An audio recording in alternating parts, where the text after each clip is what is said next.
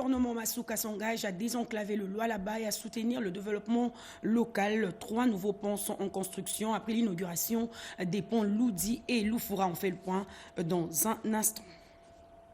Et puis, prise en charge réussie à l'hôpital Jason Sendwe. Nous sommes à Lubumbashi. Plusieurs patients rentrent chez eux. La direction générale réaffirme son engagement pour améliorer les soins. Nous en parlerons dans ce journal. Voilà tout pour les titres. Monsieur, bonsoir et merci de nous choisir pour vous informer. D'abord, cette information, le ministre de la Santé publique, le docteur Roger Kamba, a salué le travail remarquable de l'INSP dans la gestion des urgences sanitaires. C'était lors de sa visite au centre des opérations d'urgence de santé publique. Rodé Bonda. Lors de sa visite à l'Institut national de santé publique INSP, le ministre de la Santé publique, Hygiène et Prévoyance sociale, le Dr Roger Samuel Kamba, a débuté par un briefing technique au bureau du coordonnateur du COUSP qu'il a accueilli représentant le DG de l'INSP, le Dr Mwambaka Zadi en déplacement. Le professeur Ngandou, coordonnateur du COUSP, a présenté au ministre le fonctionnement des différents SJ mis en place pour la coordination des réponses aux épidémies que gère simultanément l'INSP à travers son COUSP. Le patron de la santé publique congolaise a ensuite visité le bureau administratif, la salle de données, où il a constaté la remontée en temps réel des informations de terrain grâce aux équipements récemment offerts par l'ambassade des États-Unis d'Amérique ainsi que la salle des conférences où les chefs de SJ ont exposé les progrès, défis et recommandations relatifs à la gestion des urgences sanitaires. Satisfaction du ministre du niveau d'organisation et de professionnalisme avant de féliciter les équipes de COUSP. Le docteur Roger Kamba a également salué le courage et la détermination des équipes de l'INSP, soulignant le travail considérable qu'elles abattent sur le terrain malgré les difficultés. Il a reconnu que les épidémies sont désormais gérées de manière structurée, efficace et professionnelle, reflétant ainsi les progrès dans la gouvernance du système de santé publique en RDC. Les centres d'appel et la salle de veille épidémiologique en cours d'installation n'a pas été oublié. Avant son départ pour Boulapé, dans les Kasaï, épicentre de la maladie à virus Ebola, le ministre de la Santé s'est fait vacciner contre cette maladie conformément aux recommandations de l'INSP pour servir d'exemple. Nous l'avions également annoncé dans le sommaire de ce journal, plusieurs patients internés à l'hôpital Jason Sendwe de Lubumbashi, dans le Haut-Katanga, ont quitté l'établissement après une prise en charge réussie. Eh bien, la direction générale rassure sur l'engagement à continuer de servir l'intérêt général. Elles ont choisi ce 2 octobre 2025 pour présenter leur doléance aux responsables de l'hôpital Jason Sendwe.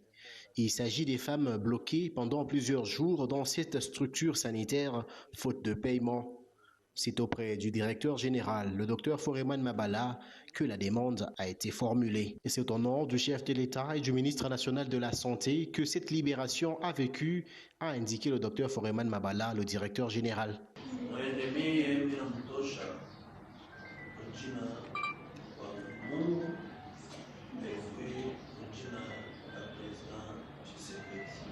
Sur instruction du ministre de la Santé, vous pouvez regagner votre domicile après votre prise en charge. Tout est pris en charge par le gouvernement central pour une couverture santé universelle pour tous, tel que voulu par le chef de l'État dans sa vision sur la santé.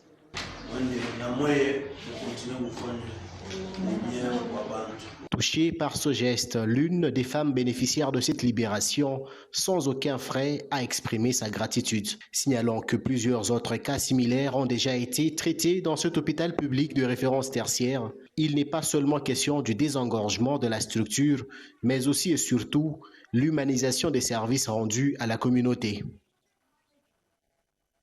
IPAS RDC outille les leaders communautaires et religieux pour mieux sensibiliser sur la planification familiale, une formation axée sur leur rôle clé dans le changement de mentalité, nous dit Toto Céleste Sour. Le dialogue communautaire initié par IPAS RDC avec le leader religieux sur la planification familiale est une démarche stratégique qui répond à un besoin réel de sensibilisation en profondeur. En impliquant les autorités spirituelles, cette initiative permet d'élever certains tabous culturels et religieux qui freinent l'accès à l'information sur la santé de la reproduction. Influant sur les communautés, les leaders religieux deviennent ainsi des relais essentiels pour promouvoir une parentalité responsable, prévenir les grossesses non désirées et encourager l'espacement des naissances. J'ai apprécié la formation et il y a eu beaucoup de gens qui sont présentés. Surtout nous les hommes, nous avons des problèmes pour planifier. J'ai trouvé ça vraiment louable. Et ce sont des formations qui nécessitent dans notre communauté.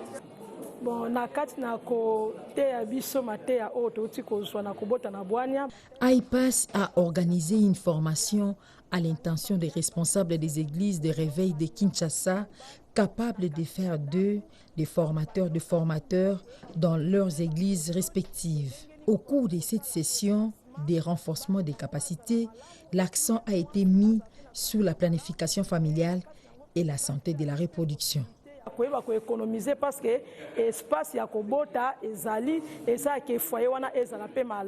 Ce type d'encouragement renforce également la collaboration entre le secteur de la santé et le milieu confessionnel.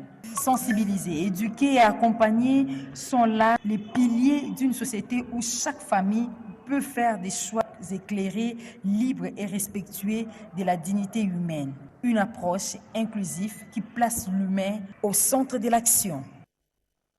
Autre actualité, les travaux de la route Mousso-Kantanda à Mounchacha, dont le Lualaba se poursuivent. 3 ponts en construction s'ajoutent à ceux déjà inaugurés. Une dynamique portée par le gouvernement provincial en appui à la vision du chef de l'État, Félix Antoine Tshisekedi Tshilombo. Regardez. Ici, les travaux de construction de cette route de dessert agricole évoluent normalement, a constaté le patron des ITP qui se faisait accompagner de Jules Kazadi, directeur général adjoint de l'entreprise KSP. Ce périple effectué par cet émissaire de Masuka Saini Fifi lui a permis de faire des observations et de formuler des recommandations afin de garantir la qualité des travaux. Les bruits des engins qui résonnent au cœur de la brousse sont de l'entreprise KSP qui exécute les travaux de construction de la route Mousso-Kantanda de grand intérêt communautaire. Cela témoigne la détermination de la société à poursuivre sans relâche cette infrastructure. Ces travaux couvrent la seconde section de cet axe routier d'intérêt agricole dont le point de départ est situé au pont Loudi et qui s'étend jusqu'à la jonction avec la route nationale numéro 39. Cette deuxième partie des travaux de cette route est de 56,5 km avec 7 mètres de largeur. Outre les ponts Loudi et Lufupa, récemment inaugurés par la chef du gouvernement Judith Soumino Toulouka sur cette voie financée par le gouvernement provincial du Lualaba, plusieurs autres ouvrages sont simultanément en construction. 3 ponts d'une capacité de charge de 60 tonnes chacun sont en chantier. Les ponts Mwangeji et Lumpanda qui mesurent 9 mètres de large pour 10 mètres de portée, ainsi que les ponts Mweji avec une portée de 12 mètres. Les travaux pour ces 3 ouvrages ont débuté en juillet dernier et sont actuellement à la phase des fondations. En réhabilitant cette route, laissée à l'abandon depuis plus de 40 ans après la destruction des ponts Loudi et Lufupa par les régimes Mobutu, le gouvernement Masuka vise à désenclaver durablement les groupements Mousso-Kantanda, longtemps isolés, et faciliter le transport des produits agricoles et autres marchandises. Trifon Kinkei Moulumba, président du conseil d'administration de la RVA, a inspecté les travaux de réhabilitation de la piste de l'aéroport de Bassoko, promettant une modernisation pour la tenue de la 13e conférence des gouverneurs prévue en décembre 2025. D'autres détails avec Chimendondo. Accompagné du président de l'Assemblée provinciale et du gouverneur de la province de Kwilu, le professeur Trifon Kinkei Moulumba a effectué cette visite avec des autorités de la province pour avoir des informations notamment techniques de la part de l'office de route. L'entreprise qui exécute ce travaux de réhabilitation de l'aéroport national de Bassoko à Bandundouville. Il vit et il a écouté les doléances et promet d'en faire écho à Kinshasa auprès des autorités compétentes. Les informations que nous avons reçues de la part de l'office des routes, qui a signé un contrat avec l'office des routes, nous avons donc signé cet accord et je me rends compte qu'il y a quelques petits problèmes. Mais on ne peut pas exclure la tenue de cette 13e conférence au mois de décembre. Et j'ai compris qu'il y a des autorités de l'Office des routes qui se trouvent à Kinshasa pour activer certains processus, par exemple faire venir le plus tôt possible le matériau qui manque ici, parce que localement on ne le trouve pas, et je pense que le problème ne se posera pas. Nous sommes en contact aussi avec les infrastructures, avec certains ministères, nous allons pouvoir, une fois rentré à Kinshasa, activer tout ça pour que le délai puisse être tenu. Le PCA de la RVIA reste exigeant quant à la durée des travaux. L'événement attendu au 12e mois de l'année 2025 est une porte internationale, a déclaré le PCA de la Régie de voies aériennes.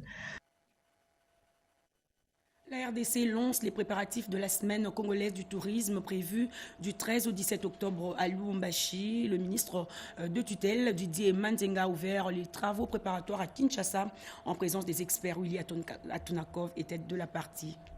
La ville de Lubumbashi, chef-lieu de la province du Haut-Katanga, abritera du 13 au 17 octobre prochain la semaine congolaise du tourisme telle qu'adoptée par les conseils de ministres présidés dernièrement par le chef de l'État. En prélude à ces grands événements, sous l'impulsion du ministre des tutelles, maître Didier Mazenga Mukanzu, l'homme de Kisalonantoala Kutubananima, les experts du ministère du tourisme et une équipe d'experts venus de Lubumbashi dans la province du Haut-Katanga, conduite par la ministre provinciale en charge de l'économie, commerce et tourisme, Lorraine Lusamba Kazadi, se sont réunis autour du secrétaire général au tourisme, assisté du directeur de cabinet du ministre et justement de la ministre provinciale, vendredi 4 octobre 2025, en la salle de la réunion du 3e étage de l'immeuble du gouvernement à Kinshasa-Gombe pour harmoniser les programmes de cet événement qui réunira plusieurs décideurs nationaux et provinciaux ainsi que des opérateurs touristiques et économiques et des opérateurs du secteur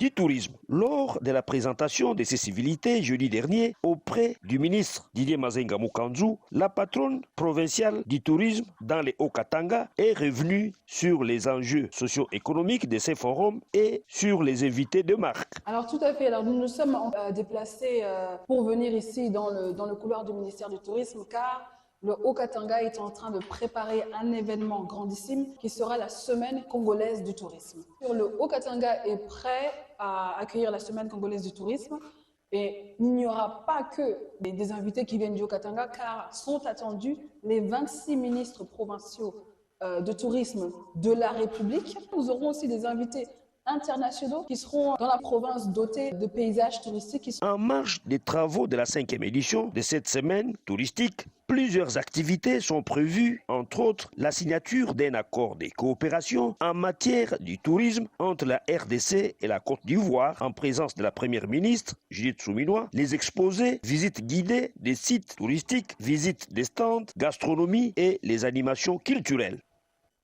Le PDDRCS, en collaboration avec le Bureau conjoint des Nations Unies aux droits de l'homme, a lancé un atelier de renforcement des capacités sur la justice transitionnelle dans la province du Tanganyika, une initiative étendue également au Maniema.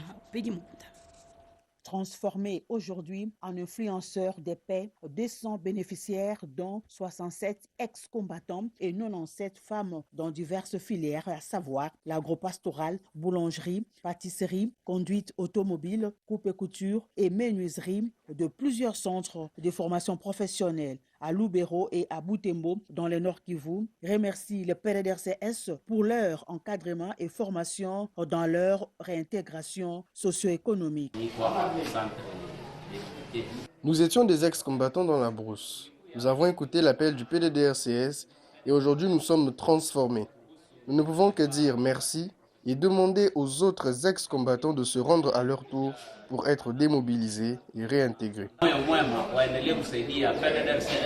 Ces ex-combattants souhaiteraient prolonger la durée de leur formation car les 3 mois prévus sont insuffisants pour assimiler toutes les matières. Ils ont exprimé cela au cours de la visite d'une délégation composée de la coordination provinciale du PDDRCS à la tête d'Ayabagé Soukissa Joseph, des partenaires et des consortiums ex-hyper dans le cadre du projet projet Moudawa Zamani 2, que chaque jeune dépose les armes, retrouve un métier, une dignité et une citoyenneté active. Tel est le souhait du coordonnateur national du PDDRCS, Jean Dédié Désiré Mtangatita. À Lubero, nous sommes dans le Nord Kivu. 104 ex-combattants du mouvement FPP-AP de Kabindon ont officiellement déposé les armes, marquant leur adhésion au processus de paix voulu par le chef de l'État Félix Antoine Tshisekedi Tshilombo. Muko tayari kutumikia Kongo? Muko tayari kuheshimu sheria ya Kongo? Asante. Ils sont 104 hommes porteurs chacun d'une arme individuelle. Ils ont derrière eux également des armes lourdes à usage collectif avec lesquelles ils se sont rendus ce 2 octobre 2025 au gouvernement congolais représenté par le gouverneur militaire du Nord Kivu, province sous état de siège. Une décision prise après que leurs condisciples ont rallié les camps de l'ennemi, affirme leur porte-parole dans une déclaration rendue publique au village Ivingus, en territoire de Lubero. Nous déclarons aujourd'hui devant l'autorité suprême du pays, ici représentée par la délégation de l'autorité provinciale, son Excellence Général-Major Kakule Somo Evariste, revenir prouver à la face du monde que nous n'avons jamais fait allégeance aux envahisseurs ni à leur supplétif AFC M23 et que nous sommes restés défenseurs valables de nos valeurs patriotiques et cardinales selon la vision du grand Mouzalendou, le chef de l'État et commandant suprême de FRDC et de la PNC, son Excellence Félix Antoine Tshisekedi Tshilombo, président de la République. Ces combattants des FPP-AP Kabindon ont répondu à l'appel de la patrie, ce qui réjouit le gouverneur du Nord Kivu qui promet leur prise en charge selon les directives du chef de l'État congolais, son Excellence Félix Antoine Tshisekedi. Cette reddition met fin à certaines barrières illégales érigées par ces derniers et des tracasseries. Le gouverneur les a appelés à la discipline, au sacrifice suprême et au respect des droits humains et droits internationaux humanitaires. Ni furaha sana kuona kama mnakuja kwa serikali ya Kongo, kwa gouvernement. Vous vous êtes rendu par votre propre volonté au gouvernement congolais et la nation vous sera reconnaissante. Vous vous engagez alors à combattre les ennemis de la RDC, dont le M23/AFC/RDF et l'ADEF. Je vais ainsi faire rapport à ma hiérarchie pour la suite de votre processus de reddition. La brève cérémonie de leur reddition a eu lieu devant le commandant secteur OPS Front Nord, le coordonnateur de VDP et le commandant UPDF, sans oublier d'autres officiers des forces armées de la République démocratique du Congo. Le comité de pilotage de la réforme de l'unité de législation économique a validé son règlement d'ordre intérieur lors de sa deuxième réunion sous la présidence du secrétaire général au budget Pierre Ronquet. Yvette Makuntima nous en parle.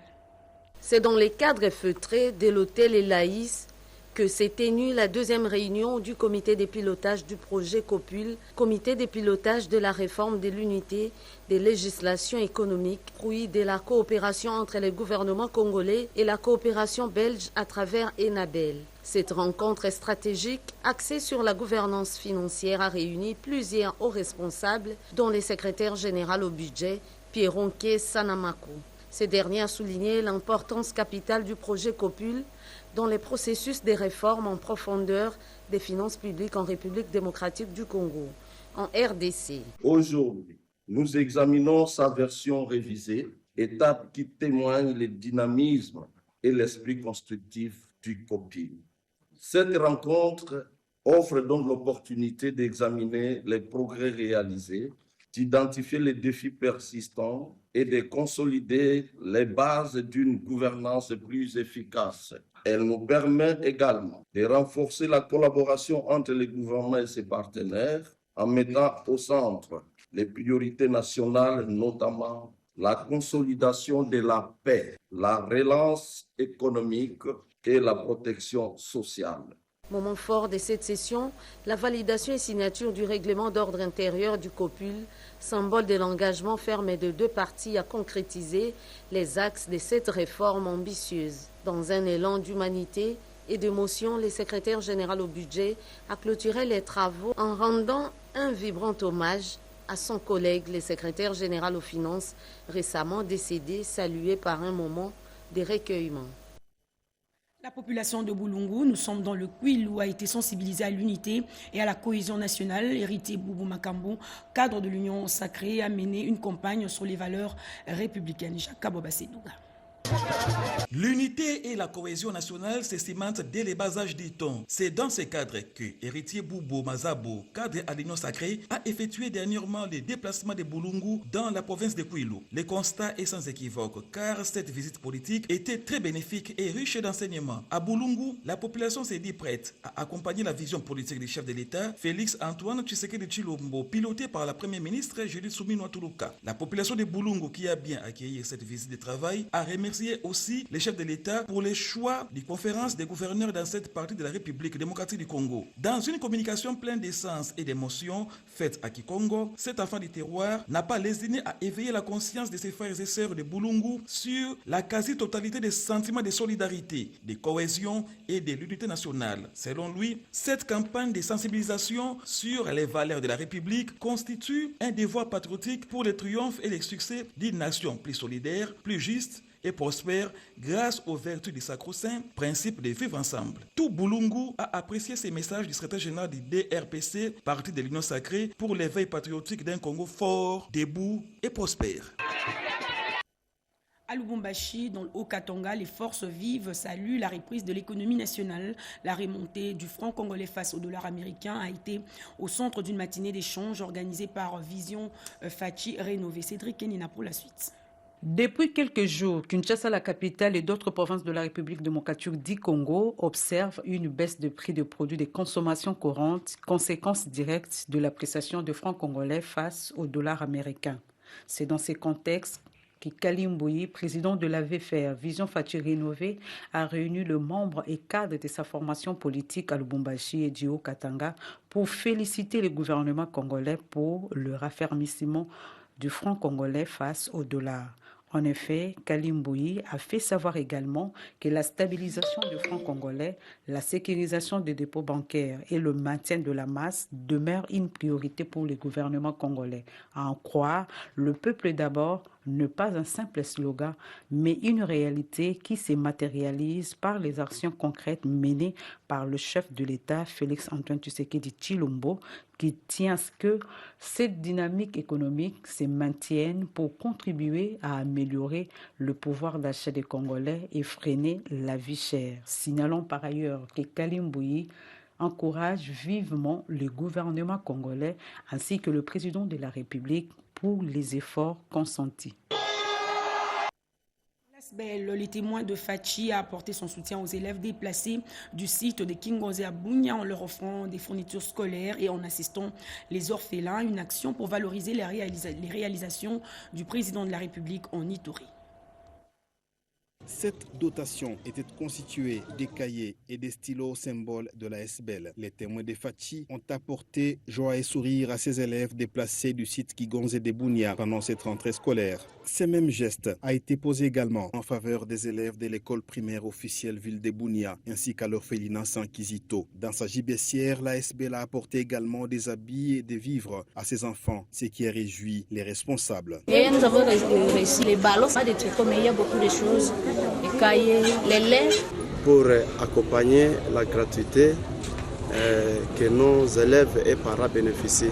Nous n'avons pas marqué les stylos et les cahiers, mais aujourd'hui, nous serons très heureux. Chemin faisant, les témoins de Fachi ont visité les chantiers de l'université de Bunia et de l'aéroport international de Murongo avant de visiter le laboratoire médical réhabilité et équipé. Les points de chute étaient la voirie urbaine de Bunia en pleine modernisation. C'est peut-être l'occasion pour nous de remercier le gouverneur, vrai bâtisseur, surtout le président de la République qui veut faire de Bunia une ville moderne. En tout cas, nous remercions le chef de l'État parce que grâce à lui, aujourd'hui, nous avons un laboratoire qui répond aux normes.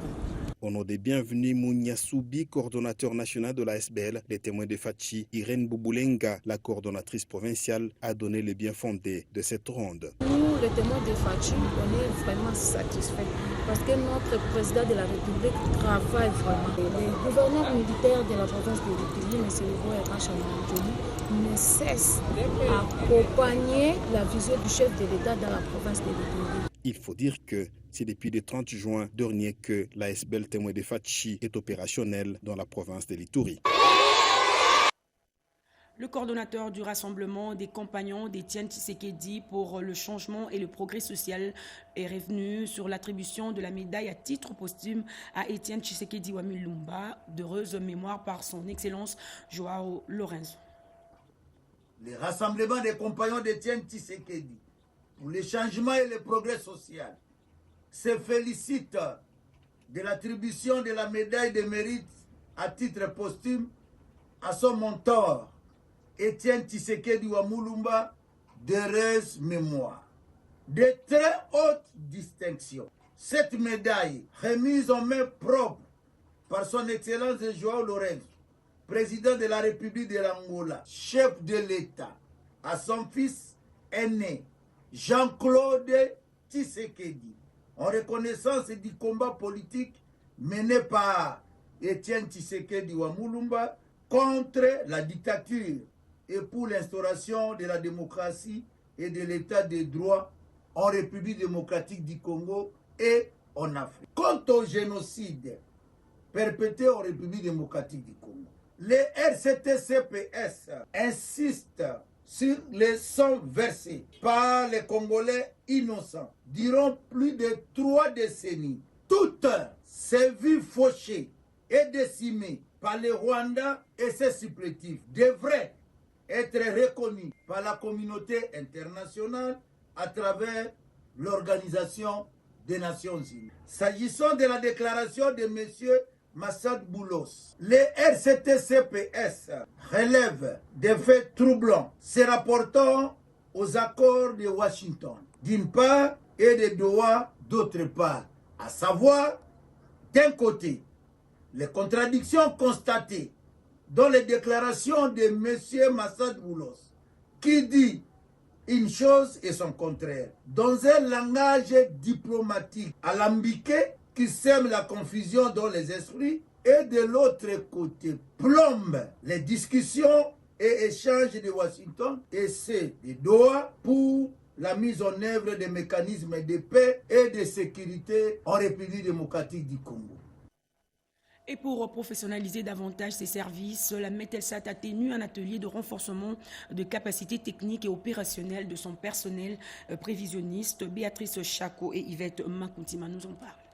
Après avoir fait une analyse des besoins en formation des agents et cadres de la Metelsat, l'Organisation météorologique mondiale, OMM en sigle, et l'École africaine de la météorologie et de l'aviation civile et AMAC ont organisé un atelier de formation axé sur les capacités techniques et opérationnelles de cet établissement public. Du lundi 29 septembre au vendredi 3 octobre 2025 au siège de la Metelsat, situé à Binza Météo, dans la commune d'Ngalema.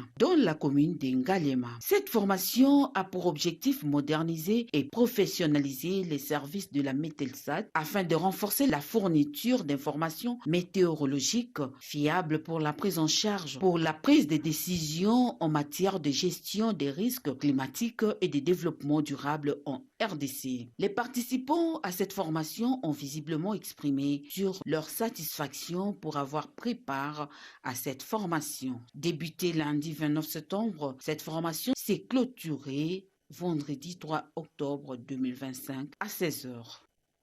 L'IGF a accueilli l'assurance Rausur pour présenter ses produits destinés à mieux gérer les risques financiers dans le secteur public. La suite avec Rodé Ponda. À travers cette présentation, Rausur entend répondre aux besoins spécifique des institutions publiques tout en promouvant une culture d'assurance encore peu ancrée dans certains milieux professionnels. La salle de conférence de l'inspection générale des finances a accueilli une séance spéciale de présentation ce vendredi 4 octobre 2025. L'entreprise d'assurance Rausur est venue à la rencontre des cadres et agents de l'IGF pour exposer sa gamme de produits et solutions en matière d'assurance, une initiative qui s'inscrit dans une volonté de collaboration entre les secteurs publics et privés pour une meilleure gestion des risques et des finances. Rausur entend répondre aux besoins spécifiques des institutions publiques tout en promouvant une culture d'assurance encore peu ancrée dans certains milieux professionnels. Dans le cadre de vulgarisation de la culture assurantielle, Rausur s'est vu obligé d'approcher l'IGF pour partager son expérience et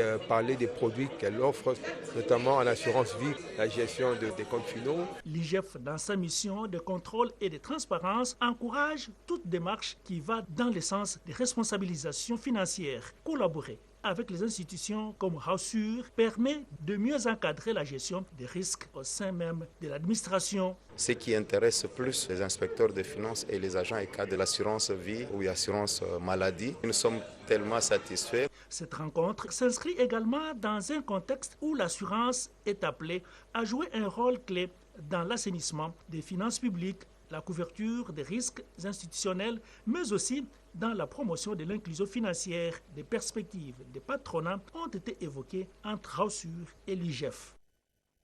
À l'Équateur, 2 embarcations de fortune HB Ebomi et HB Épée du Roi ont été interceptées par le vice-gouverneur à Bolomba pour non-respect des normes de navigation. Tito informé du danger qui guettait les nombreux passagers embarqués dans ces 2 baleinières de fortune par le commissaire provincial de la PNC Équateur, Henri Capen Chibound, lors de sa visite d'inspection au port privé Jean 1. Le vice-gouverneur et gouverneur intérimaire Thomas Boyengue est allé en compagnie de membres du comité provincial de sécurité voir des visus et constater le danger afin de prendre des mesures qui s'imposent pour prévenir d'éventuels naufrages. Le commissaire fluvial de l'Équateur, Bienvenu Liloko, a confirmé que ces 2 armateurs sont des récidivistes car leurs baleinières ont été déjà déclassées de la circulation pour cause de vétusté. J'ai mis toutes ces embarcations hors trafic. Les responsables connaissent l'applicabilité. Ce n'est pas moi. Il y a ma note séculaire qui est répartie dans tous les services commis au port, qui doivent exécuter les ordres et l'évolution de tout ce que nous lançons comme instruction. La difficulté qu'on a ici, on interdit les embarcations de naviguer la nuit, on se nomme sans sauvetage. Nous, on n'a pas les canaux de rapide, on n'a pas les canaux rapides pour suivre les embarcations qui, par leur petitesse, quittent le port. S'adressant à ces nombreux passagers, le vice-gouverneur et gouverneur intérimaire Thomas Boyengue Ifaso est monté au créneau, promettant ainsi de sanctions sévères à l'endroit de ces armateurs, bien qu'en fuite, et les services de l'État impliqués dans le non-respect des instructions prises dans l'arrêté du gouverneur de province qui stipule notamment qu'aucune embarcation ne peut quitter le port après 15 heures, que le nombre de passagers ne peut dépasser 100 personnes et que tous les passagers sont obligés de porter le gilet de sauvetage. Mais avant de nous séparer, sachez que la RDC a célébré les 1500 ans de la naissance du prophète Mohamed, une cérémonie interreligieuse marquée par la présence de Cheikh Abdallah Mangala et l'archevêque Dodo Kamba. Yvette Makuntima.